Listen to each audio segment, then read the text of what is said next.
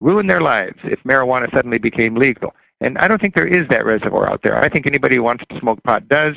And as we've learned 3 years after legalization here in Washington State, I've just been talking to some legislators on this the other day. You know, it's sort of like we had a hunch. It's not an issue. Okay, marijuana is legal here. I'm looking out my window right now, and it looks exactly like it did before marijuana was legalized.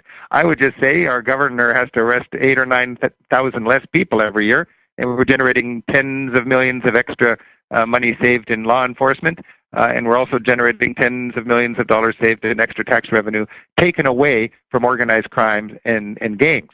So every use has not gone up, teen use has not gone up, crime has not gone up, DUIs have not gone up. Even if they had a little bit, they would settle back down. I just think this is more and more states are going to, now that there's a real track record, we won't be operating on hunches anymore. More and more people are going to see the pragmatic harm reduction dimension of this issue, and they're going to see the beauty of taking the crime out of the equation and treating drug abuse as an education and a health challenge rather than a criminal one. From your mouth to God's ear, man. I can't thank you enough for bringing all this stuff up. I know you've toured the Netherlands many a time, and you just alluded to it. Can you let people know what it's really like over there? Well, the Netherlands, you've got a pub on every corner in Ireland, and in the Netherlands, if you know where to go, every town has a couple of coffee shops. And the Netherlands really believe that it's good to not have this out in the streets. Recently, there was a big discussion in the Netherlands where the federal government there was under a lot of pressure by American trade policy, by neighboring European countries that didn't like marijuana leaking into their countries, and by right-wing Christian groups that they should roll back the laws on marijuana and shut down some of these coffee shops. And there was concern that they were going to do that, but it was the mayors of the big cities that stood up against the federal government and said, hell no. If we have marijuana shops closed down, then we're going to have gangs in the streets with turf wars selling it, and we're going to have all sorts of violence and crime, and we don't want that. So the mayors protected the status quo when it comes to the coffee shops in the Netherlands. Now, when you walk around the Netherlands, every cute town has, it's got an area where there's some prostitutes, and it's got an area where you can, buy some marijuana, and you can smoke it right there if you want to, or you can take it to go. Older people generally get it to go. Younger, hip people generally sit right there and suck on their bong and socialize or read their email or whatever. My European friends have taught me, and my Dutch friends especially, that a society has to tolerate alternative lifestyles or build more prisons. You just got to make a choice. And the Netherlands and much of Europe has decided to tolerate alternative lifestyles. And the consequence is they lock up 1/10 as many people as we do. Here in the United States, we lock up about 10 times as many people per capita as Europeans do. And either we are inherently more criminal or there's something screwy about our laws. And I think when you look at the issue, it's pretty clear there's something screwy about our laws. Exactly. Hey, as my cannabis radio brother Vivian McPeak would say, we've got to pause for the cause because there are flaws in the laws. We'll be right back with Rick Steves. Stay with us on Burning Issues. More Burning Issues coming up after we blaze through these words from our sponsors.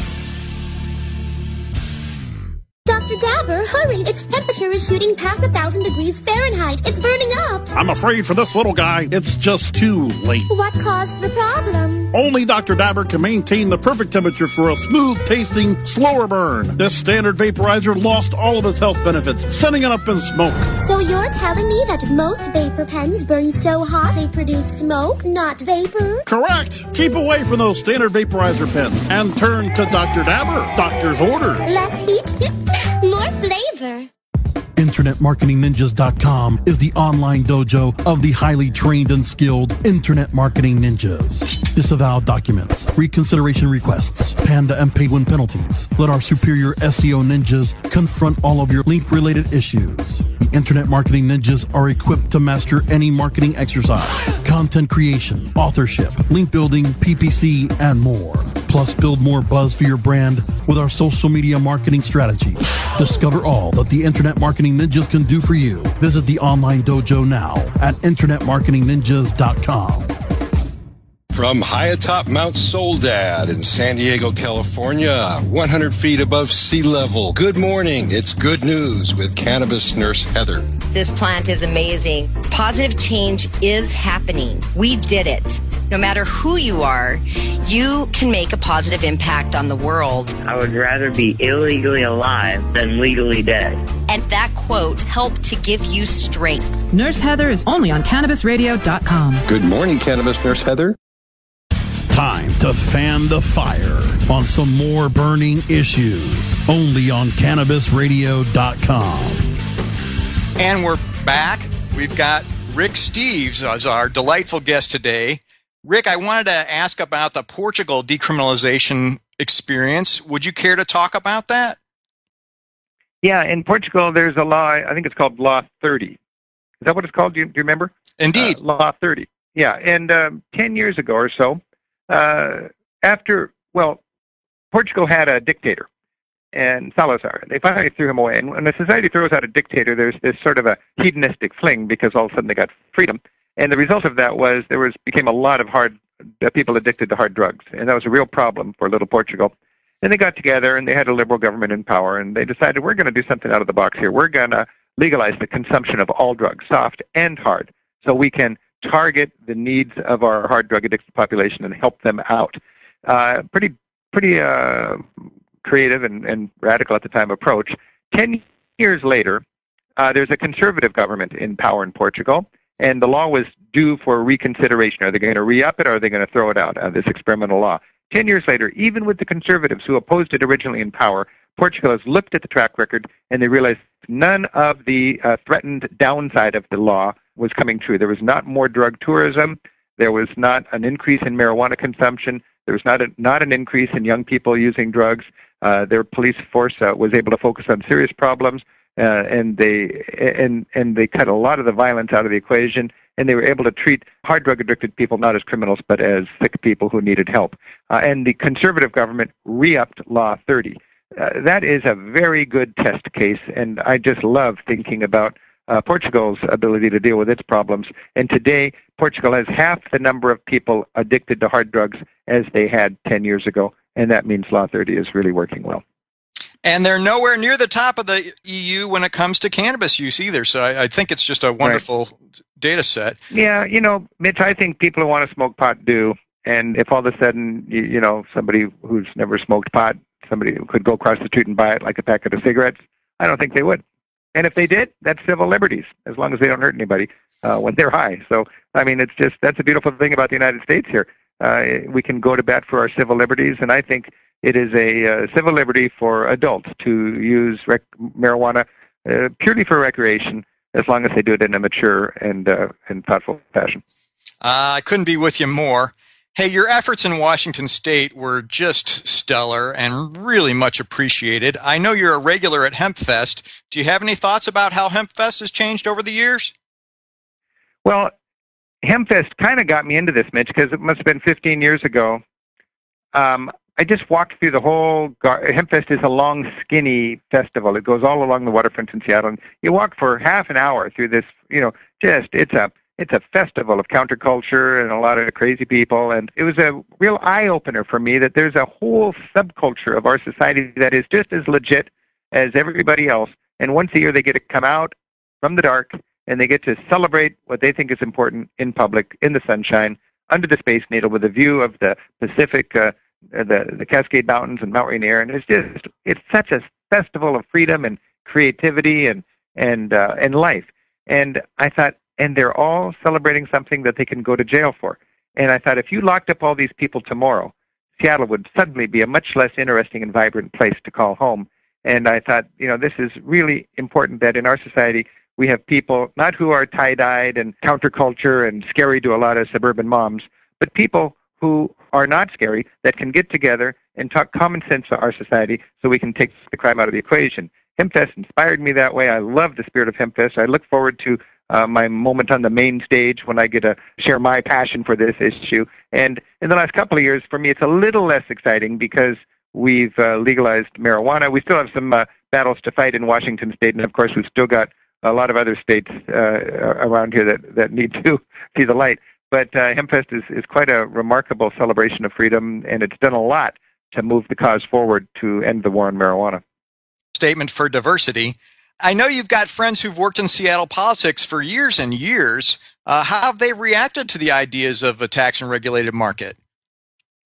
Well, I'm literally having lunch with my governor in a couple of hours, and he just called me up this morning, and he's in Seattle, and he's got a little time, and he loves to check in with me and see how things are going. Jay Inslee was not very tuned into the issue, and the day he got elected governor was the day that Washington State, along with Colorado, became the first political entity on the planet that decided to not decriminalize marijuana and just turn their eyes on the whole backside of it, all the distribution and wholesaling of it and production of it, but to actually grapple with what the Dutch call the gray area that they've never really had the initiative to sort out. Washington State and Colorado and now other states are actually dealing with the gray area. And there's a lot of cannabis activists that are upset with different dimensions of the law and so on. But we have made huge strides. And I just feel like Washington State kind of was if there's a war against the prohibition on marijuana, somebody had to fall on the barbed wire fence so other people could walk over us. And Washington State fell on the barbed wire, and other states are learning from us and walking over us into that great freedom of ending prohibition. And I believe our politicians are seeing that. And again, we need a track record for them to really be confident on this, because they're going on a lot of hunches. They're going on a lot of propaganda from the government that wants to maintain the status quo. But now that we see the reality in our state, we don't have an increase in consumption, not an increase in DUIs. We have a smart law that really protected safety and taxed the heck out of it, and then redirected that tax revenue into drug programs and education. Everything about it is good, and I think politicians now are realizing that this is a winning issue. I'm surprised presidential candidates haven't got it, but I've always felt the public was a little bit ahead of the corporations and the politicians on this issue. You said it. Hey, arrests are definitely down in the state, and it sounds like it's really saving a ton of money. And it kind of echoed some things you'd said before about how law enforcement officers kind of took advantage of cannabis prohibition in the way arrests were done at certain times of the day or certain stages of their shifts. Could you explain that? Well, I've always wanted to give law enforcement officers the benefit of the doubt. I think it's I'm so thankful I don't need to lock my car, and that if anybody's prowling around my house or my building at night, there's going to be policemen out in the streets checking it out. I travel in a lot of countries that don't have that kind of law enforcement, respect for law, and I'm thankful to get back home where we've got that. On the other hand, policemen are just human, and they have a lot of stress and a lot of financial woes themselves. And I know that there are police forces, like New York City is notorious for this, where police officers will shake down some guy that looks like he might have marijuana in his pocket, meaning some poor person or some person of color, and they will find a joint in their pocket, and they'll do it at the end of the day, and it takes several hours to book a person, and that policeman gets time and a half, so he gets a huge bump in his pay by just grabbing some guy in the street. And unfortunately, the policeman goes home with a little extra money in his pocket because he gets that time and a half for his overtime, but that guy he arrested now is saddled with a record, and that makes his life, which was already difficult, much, much more difficult. And when you read about this issue, and you read about how unfair it is for the kind of people who end up getting arrested, who don't have the wherewithal to play the game and get the legal defense and so on, it really is a tragic thing in our society. And we could talk all day about the ramifications of the racism and the unfairness in these laws against marijuana. But New York arresting people late in the day so police officers could get a little extra time and a half, that's a good concrete example of how our laws can be abused, and there are innocent victims who we hardly give a thought to. I think those points dovetail nicely with your generous work in helping the homeless. Would you care to mention, how that got to be such a dear issue for you? Oh, well, I run a business. I employ 100 people here in Edmonds, just north of Seattle. We take 20,000 people on our tours every year around Europe. We did about 800 tours last year, and I've written guidebooks, I think 30 or 40 different guidebooks covering all of Europe, and make our TV show for public television and my radio show. So I'm really busy, and it goes way back to me taking groups around and writing guidebooks and learning how important it is to be able to afford a roof over your head when you're traveling around the world. And I guess that gets me a little tuned into what an important thing it is, just from a wellness kind of point of view, the fabric of community, to have affordable housing right here where we live in this wealthiest country on the planet. And as a business leader in my community, I've got some extra money, and I just, instead of building up a nest egg for my own retirement, what I've done is I took my retirement money and I bought a 25-unit apartment building, and I gave the use of that to the YWCA. And for the last 10 years, they've been housing single moms and their children. And for me, the return on my retirement capital is not taxable interest, but it is the beautiful thought that through my hard work and what I've been able to do in my work, my business, I've got enough money to house 25 moms and their kids who were in desperate straits. And these moms cycle in and out of this apartment unit and get their feet back on the ground, and they get their lives back on track.